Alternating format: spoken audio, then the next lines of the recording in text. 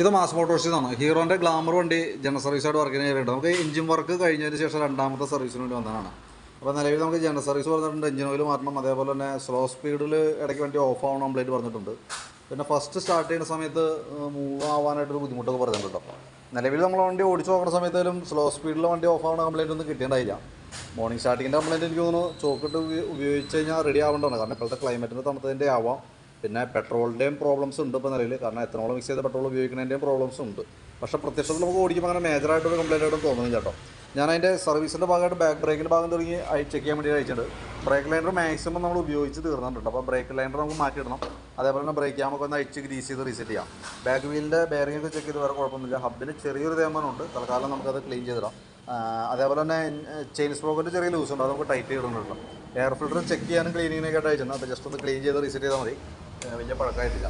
പിന്നെ engine oil മാറുന്നുണ്ട്. നമ്മൾ ഈ സൈഡ് അയച്ചിട്ടുണ്ട്, കാരണം എഞ്ചിൻ്റെ സൗണ്ടിൽ ചെറിയൊരു വേരിയേഷൻ വന്നിട്ടുണ്ട്. അതായത് നമ്മൾ ഈ ഇതിൻ്റെ ഉള്ളിലുണ്ട് ക്യാം ചെയിനൊക്കെ നമ്മൾ മാറ്റിയിട്ടായിരുന്നു, അത് ഓവറായിട്ട് ലൂസായി പോയിട്ടുണ്ട് കേട്ടോ. അപ്പോൾ അത് നമുക്ക് ഒന്ന് അഴിച്ച് മാറ്റിയിടാം. കാരണം അത് ഓൾറെഡി നമുക്ക് വാറണ്ടി ഉണ്ട്. അപ്പോൾ അതിനകത്ത് നമുക്ക് വാറണ്ടിയിൽ പെടുത്തി നമുക്ക് ഈ ചെയിൻ മാറ്റി കളയാം. പിന്നെ നമുക്ക് ഈ ഗ്യാസ്കറ്റ് ഇപ്പോൾ ഇത് ഗ്യാസ്കറ്റ് ഒരു പ്രാവശ്യം ഉപയോഗിക്കാൻ പറ്റുള്ളൂ. അപ്പോൾ നമുക്ക് ടൈറ്റ് ചെയ്ത് കഴിഞ്ഞാൽ രണ്ടാമത് അഴിച്ച് സെറ്റ് ചെയ്യുന്ന സമയത്ത് വീണ്ടും ലീക്ക് വരാനുള്ള സാധ്യതയുണ്ട്. അപ്പോൾ നമുക്ക് ഈ 2 ഗ്യാസ്കറ്റ് നമ്മൾ മാറ്റേണ്ടി വരും. അത് ഓൾറെഡി കസ്റ്റമർ തന്നെ പേ ചെയ്യേണ്ടി വരും കേട്ടോ. അപ്പോൾ ചെയിൻ്റെ കേസൊക്കെ നമുക്ക് മാറ്റി അതിനകത്ത് ഇടാം. കാരണം അതൊരല്പം ലൂസ്, അവർ ചിലമ്പൽ പോലെ സൗണ്ട് തുടങ്ങിയിട്ടുണ്ട്. അത് കിടന്ന് ഓടുന്നതോറും കൂടുള്ളൂ. അപ്പോൾ പിന്നെ എന്തെങ്കിലും കസ്റ്റമർ കംപ്ലയിൻറ്റ് പറഞ്ഞിട്ടൊന്നുമില്ല, പക്ഷേ നമുക്ക് അതുകൊണ്ട് ഒരു കംപ്ലയിൻറ്റ് കിട്ടിയതും പ്രകാരം നമ്മളത് കൈയോടെ തന്നെ അത് അഴിച്ച് ക്ലിയർ ചെയ്ത് വിടണം കേട്ടോ. പിന്നെ ഞാൻ പറഞ്ഞ പോലെ സ്റ്റാർട്ടിങ്ങിൻ്റെ പ്രോബ്ലമൊക്കെ ശരിക്കും പറഞ്ഞാൽ കാർബറേറ്ററുമായി റിലേറ്റഡ് ആയിട്ടുള്ള കംപ്ലയിൻ്റ് ആണ്. അത് ഇപ്പോഴത്തെ പെട്രോൾ ഉപയോഗിക്കുമ്പോൾ കോമൺ ആയിട്ടുള്ള കംപ്ലയിൻ്റ് ആണ്. പ്രത്യക്ഷത്തിൽ നമുക്കൊരു മേജറായിട്ടുള്ള പ്രോബ്ലം ആയിട്ടും തോന്നുന്നില്ല. നമ്മൾ കാർബറേറ്റർ കഴിക്കുമ്പോൾ പിന്നെ നമുക്ക് ഏകദേശം ഒരു 500 രൂപയുടെ വ്യത്യാസം അതുമ്പോൾ മാത്രം വരും. അപ്പോൾ അത് നോക്കിയിട്ട് ചെയ്താൽ മതി. മോർണിംഗ് സ്റ്റാർട്ടിങ് കംപ്ലയിൻ്റ് ആണ് മെയിൻ ആയിട്ടുള്ള പ്രോബ്ലം. ഒരു ദിവസം വൈകിട്ടോട് വെച്ച് രാവിലെ ഞങ്ങൾക്ക് സ്റ്റാർട്ട് ചെയ്യുമ്പോൾ അറിയാൻ പറ്റും കൃത്യമായിട്ട് എന്താണ് അതിൻ്റെ പ്രോബ്ലം എന്നുള്ളത്. അപ്പോൾ അത് മാത്രം നമുക്ക് പരിഹരിച്ചാൽ മതി. അതിനുശേഷം കാർബറേറ്റർ കഴിക്കണമെങ്കിൽ അപ്പം അഴിക്കാം. പക്ഷേ ഇപ്പോൾ നമുക്ക് ഓടിക്കുമ്പോൾ വേറെ പ്രോബ്ലം ആയിട്ട് തോന്നുന്നില്ല കേട്ടോ. പിന്നെ അതേപോലെ ഫ്രണ്ട് വീലിൻ്റെ ബെയറിംഗ് ചെക്ക് ചെയ്തു, ടയറിൻ്റെ കണ്ടീഷൻ നോക്കി. ബെയറിംഗ് ഒന്നും കുഴപ്പമില്ല. ടയർ ഈ പറഞ്ഞത് ഏറെക്കുറെ അതിൻ്റെ ഒരു സൈഡ് തേയ്മാനം നല്ല രീതിയിൽ വന്നിട്ടുണ്ട്.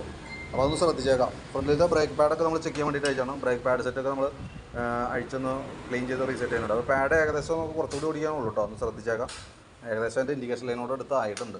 പിന്നെ അതേപോലെ തന്നെ സ്പാർക്ക് പ്ലഗ് നമ്മളൊന്ന് അഴിച്ച് ക്ലീൻ ചെയ്ത് റീസെറ്റ് ചെയ്യുന്നുണ്ട്. വേറെ കുഴപ്പമൊന്നുമില്ല. ബാറ്ററി ആയാലും നല്ല ബാറ്ററി ഇരിക്കണേ. 2025 ബാറ്ററി പുതിയ ബാറ്ററി ഇരിക്കണം കേട്ടോ. അപ്പോൾ നിലവിൽ നമുക്ക് സർവീസുമായി ബന്ധപ്പെട്ട വർക്കേ ഉള്ളൂ. പിന്നെ അതിനകത്ത് നമുക്ക് ആ എഞ്ചിൻ്റെ ഒരു ചെറിയൊരു ചിലമ്പൽ സൗണ്ട് ടൈം ഇഞ്ചിൻ്റെ, അപ്പോൾ അത് മാത്രം ഒന്ന് മാറ്റി റീസെറ്റ് ചെയ്യുന്നുണ്ട്. പിന്നെ ഈ ടൈലൈറ്റിൻ്റെ ഉള്ളിൽ ഒരു പോയിന്റ് പോയിട്ടുണ്ട്. അപ്പോൾ അത് അതുകൂടി കൂട്ടി മാറ്റിയിടാം. ഈ ഇൻഡിക്കേറ്റർ ലെഫ്റ്റ് സൈഡ് പൊട്ടിയിട്ടുണ്ട്, അത് മാറ്റണമെന്ന് നോക്കിയിട്ടൊന്ന് പറഞ്ഞുതരാം കേട്ടോ. എസ്റ്റിമേറ്റ് ഞാൻ അതുകൂടി ഉൾപ്പെടുത്തുന്നുണ്ട്. അതടക്കമുള്ള എസ്റ്റിമേറ്റാണ് ഇടുന്നത്. അപ്പോൾ വീഡിയോ കണ്ടുമ്പോൾ നോക്കിയിട്ടൊന്ന് റിപ്ലൈ ഇട്ടേക്കാം.